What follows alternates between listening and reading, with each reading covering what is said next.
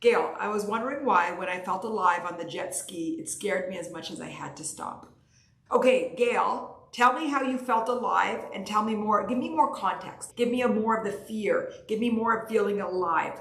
What is the fears that you had and what's the life that you felt? What is the fear that you had that made you stop? Were you scared of living? Were you scared of being alive? Were you scared that you weren't worthy to be free? Were you fearful of your freedom?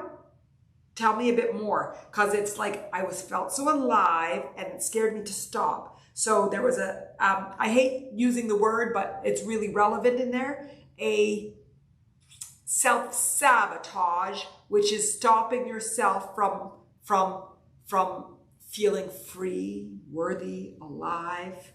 And so there's a resistance to being free that you have in there. So let's get down to that. That's my question. So I gave you questions, I gave you answers, put in what relates to you. Tell me what it woke up in you. Gail, I've been wanting to jet ski for years, so I finally rented one, and when I went fast, I felt a tickle in my belly like, oh man, you're dead inside, and I felt alive and free. Then felt so much fear, I went back and got it off. And yes, I think it was total self-sabotage. Beautiful. So Gail, you're not worthy of happiness. You're not worthy of freedom.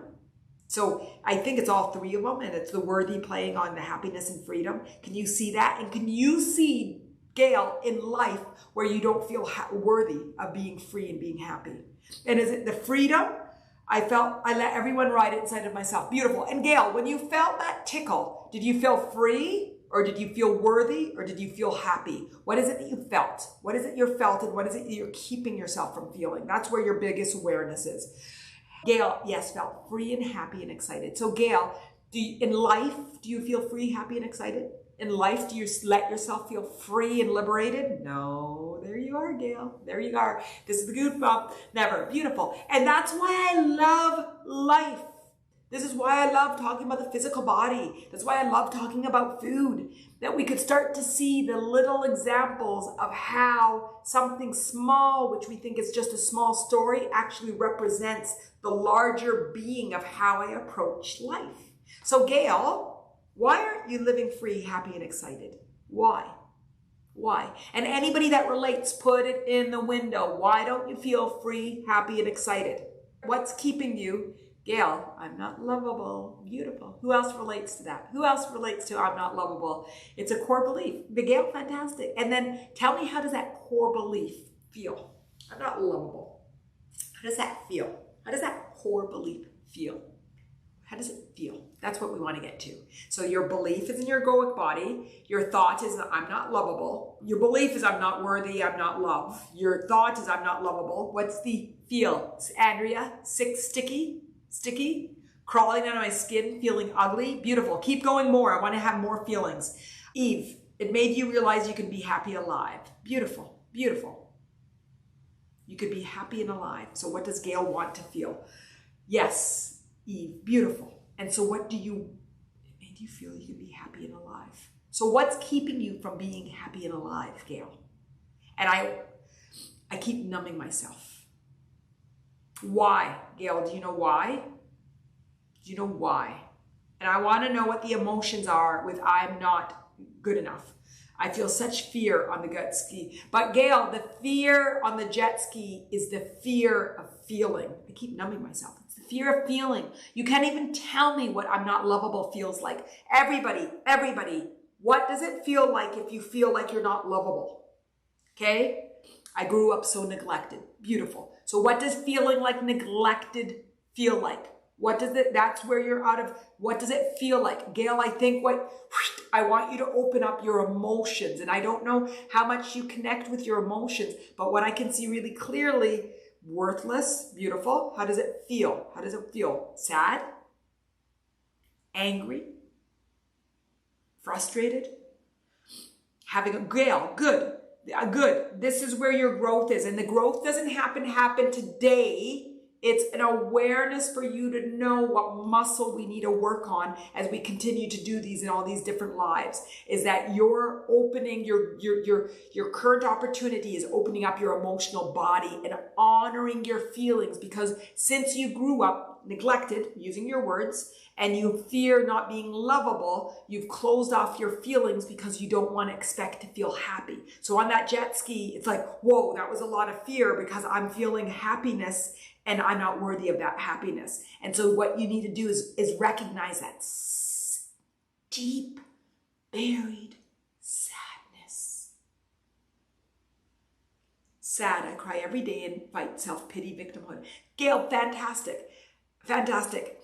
There's a difference between crying sad every day because you're victimhood and then acknowledging and honoring your fear, your tears. Let me ask you something. When you cry every day, how do you feel about yourself? When you cry, what's the thought about your crying? Fear is the fear of feeling emotion. Yes, yes, fear is the fear of feeling. I love that, Elizabeth. Love it. Andrea said, worthless, beautiful. Eve, I grew up neglected too. It made me feel like I wasn't good enough, but recently I realized it made me feel insignificant. Beautiful, beautiful, beautiful. Alone, worthless, sad, not whole, weird, abnormal, a freak. Jen, fantastic. So Gail, when you cry, you feel hopeless and powerless, which is what you felt like when you felt neglected. So I'm really glad that you said that. I feel hopeless and powerless. So you're crying. Life is an uphill battle no matter how much I keep fighting. Fantastic. Fantastic. And everybody that relates, I want you to celebrate. Now, what about when we cry, we celebrate it? What about when we cry, we recognize that Gail, fantastic, beautiful. But now when you're crying now, Gail, what's the judgment that you have on your tears? How do you feel now when you're crying? What I want you to start crying is start to cry with an awareness of releasing.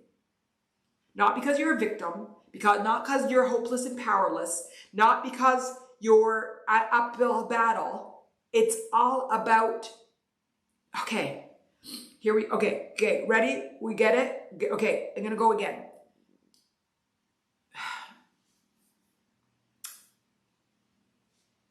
When you cry, and then you're crying because you're hopeless and powerless, you're sort of feeding the hopeless and powerless cycle. Life is an uphill battle, no matter how much I keep fighting. So so you're feeding that. What I want is your tears to start to become empowering. How do the tears become empowering? Is that you hold your tears in a different way. You hold them as a release to the neglect you feel. You hold them in a way as seeing the sadness that you felt your whole life as a baby and allowing it. You see it by honoring your sadness. Not saying that this sadness means that I'm powerless and hopeless. It actually means that I'm powerful. That allowing and honoring and I want to say the word allowing again. Allowing, I know I already said it. Allowing your feelings is empowering.